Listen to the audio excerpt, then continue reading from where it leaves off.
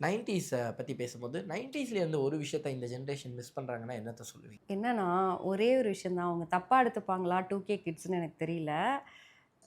90ஸ்ல வந்து அவ்ளோ சீக்கிரம் ஒருத்தங்கள பிரேக்கப் பண்ணிட்டு நாங்க போமாட்டோம்.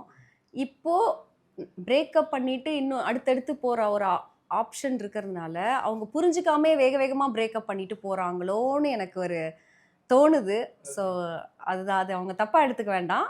நீங்க ஒரு டாக்ஸிக் சுத்தமா முடியலன்னா, நீங்க வந்து பிரேக்கப் பண்ணிக்கோங்க.